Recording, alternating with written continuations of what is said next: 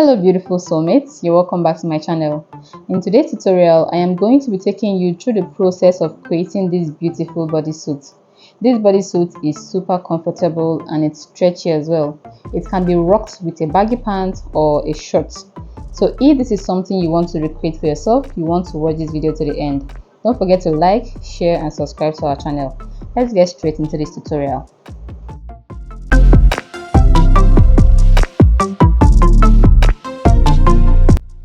With me here is my pattern paper and marker. So for this particular tutorial, I'm going to be using two markers. The red one is going to be for the front bodice, while the black is for the back. So the first thing I'm doing is to roll a border line. This will serve as the shoulder line. Then after that, I went ahead to impute all the vertical measurements. Right here, I marked my shoulder to my bust point, then the shoulder to the waistline. And I am going to repeat the same mark over here and connect the lines together.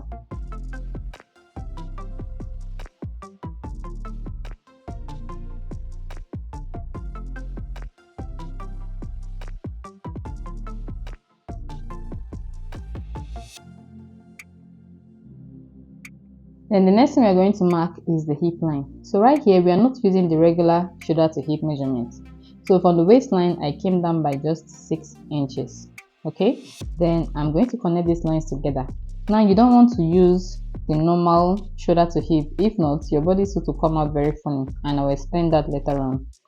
So after we are done doing this, I went ahead to label it as the hip measurement, right? Then the next thing you want to do is to divide your hip measurement divided by 4 plus 1 inch.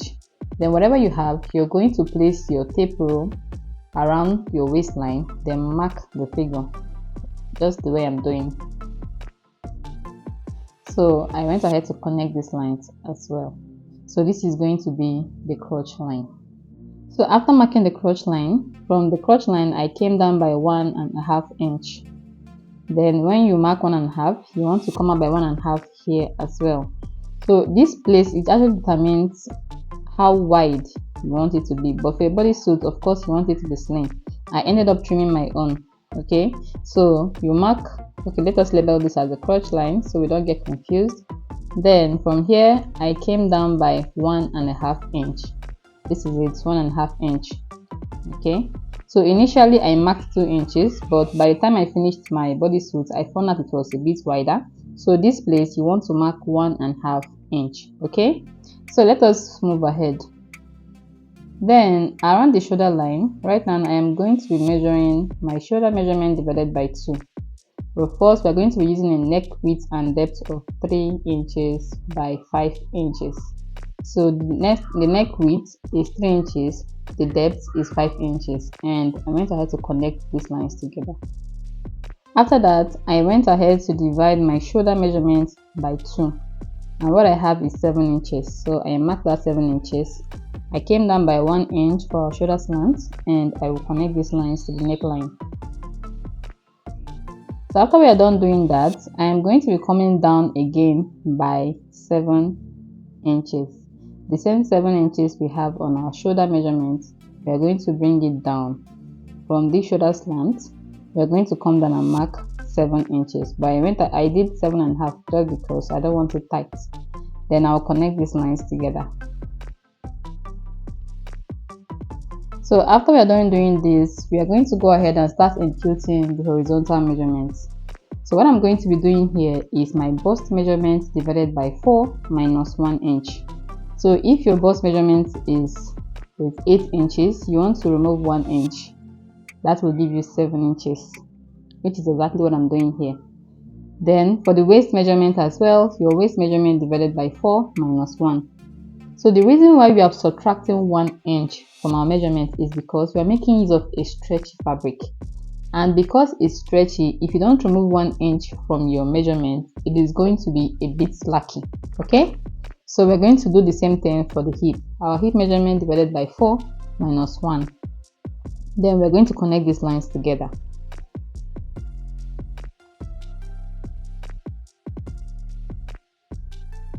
Then after we are done doing this, we want to connect our crotch line. But before that, I went ahead to remove all the sharp edges.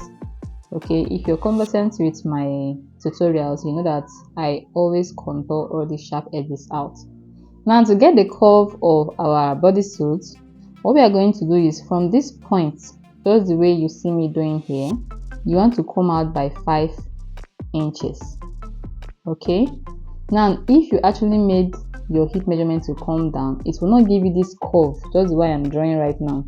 Okay, so it's going to be lower and it won't give you that curve. Do you understand? So that is why we actually did our hip measurement to be 6 inches after our waist. Now let's get practical. This is our normal hip measurement. From the shoulder to the hip is 24 inches.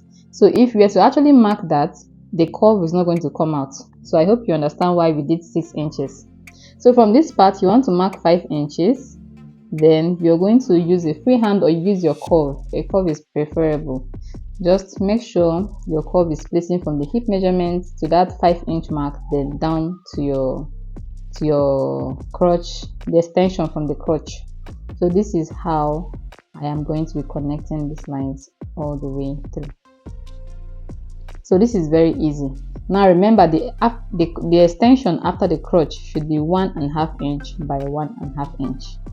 The next thing I'm going to do is to find the midpoint around my armhole line, just to help us get the armhole curve. So I'm going to be coming in by 0.5 inch. This will enable me to draft the armhole properly.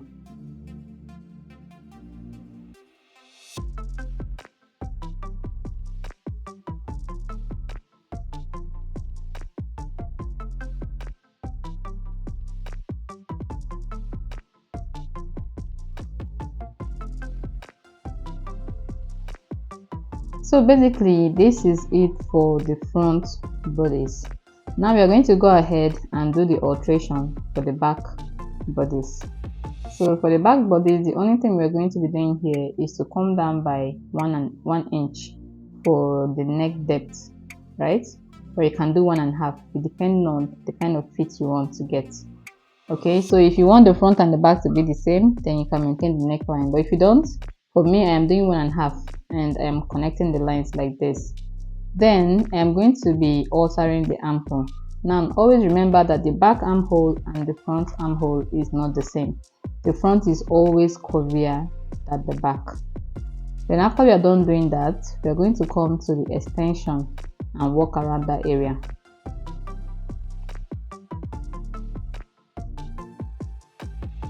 So around the crotch extension, that is that 1.5 inch we marked below our crotch, we are going to be extending it as well. So where we are going to be placing our tape rule is this 1.5 inch extension from the crotch. We are going to be coming down by 4 inches around that area. Yeah, so I'm going to go ahead and I'll be marking 4 inches around that area. Then just like we did for the front, we're going to come in by 1.5 as well, and we're going to connect these lines together.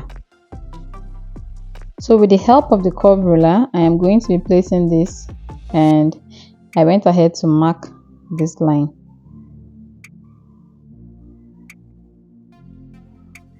So we're going to be connecting these lines. Okay, so this is for the back panel, while the red marker is for the front. So basically that is all about the bodysuit. Now I am going to cut out this back panel and I will transfer it to the fabric.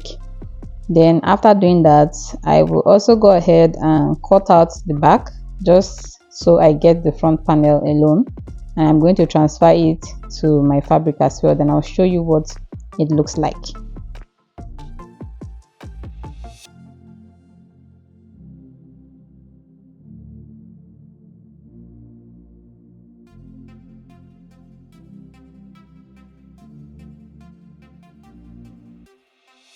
So just before we begin to transfer this to our fabric, this is the fabric I'm making use of, and it's a LYCRA material.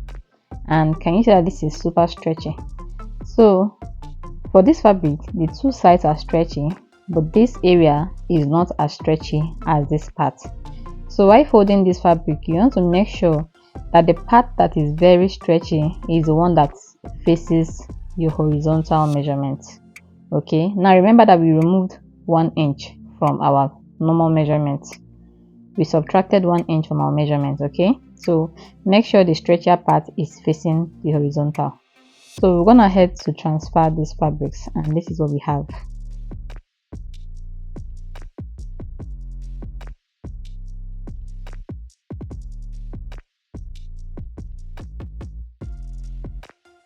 The next thing we are going to be cutting is the sleeve.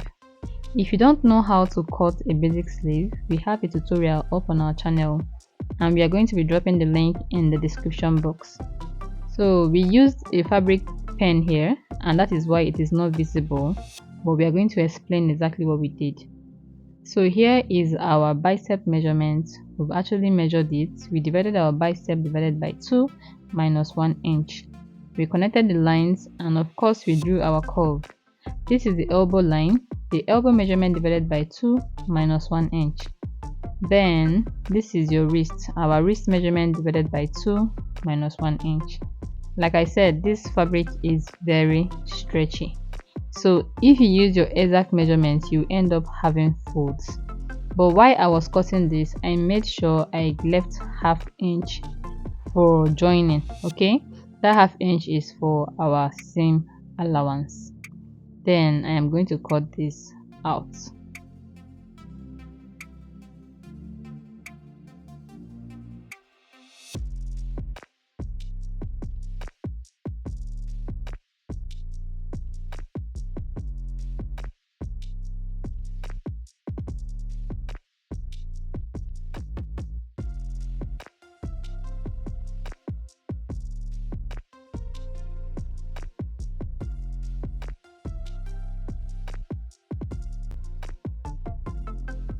So we went ahead to iron this fabric, and this is what we have. Then we also noticed that there were some increments in our measurements because the fabric is a bit stretchy, so we had to trim it. So before you transfer your pattern to your fabric, please kindly iron your fabric. The next thing we are going to do is to join the shoulders. Then we are going to be piping the neckline using a bias tape. Now if you have a lot of fabrics available, you can use your fabric to pipe the neckline. Then avoid the armhole areas because we are putting the sleeve. Then we are also going to pipe this area with a bias tape. Then we are going to also pipe here with a bias tape. Now because we ironed, this place became a bit wider, so I am going to measure it and make sure I have either 2.5 inch or 3 inches. Remember we marked 1.5, so it should be 3. Okay, then trim out the excesses. Now we've gone ahead to pipe the neckline. This is what we have here. Can you see this? Then we also went ahead to pipe this area. Okay, we turn this with our bias tape.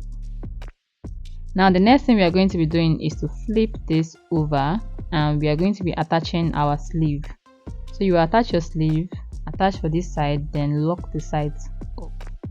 So I am going to do this and I'll show you the finished work. So guys, this is what it looks like after we are done attaching everything. Can you see? This is actually very beautiful. Now the next thing you want to do is to put your pins. So depending on the kind of pin you want to use, you can use these particular pins here, or you can actually use a snap button. But trust me, snap buttons are way better. But because this guy that helps me with the snap button wasn't around and I don't have the machine, I'm going to be using this to just show you an illustration, but later on I am going to put my snap button. The snap button makes your work come out very clean and beautiful. And this is just how you're going to be putting this pin, just in case you want to use a pin like this. Okay, you want to place it just the way you see me doing here. Then you turn this over to clip. Alright, so guys, we've come to the end of this tutorial. If you actually got value from this video, don't forget to give us a thumbs up. Very important, guys. Please share, like and subscribe to our channel. This is going to help YouTube to recommend our videos to other people who are likely to learn from this tutorial as well. And also, it is a form of encouragement for us to keep posting more videos. If you have any question, kindly drop it in the comment section. We are going to be there to answer all questions. Thank you for watching and see you in the next video. Bye.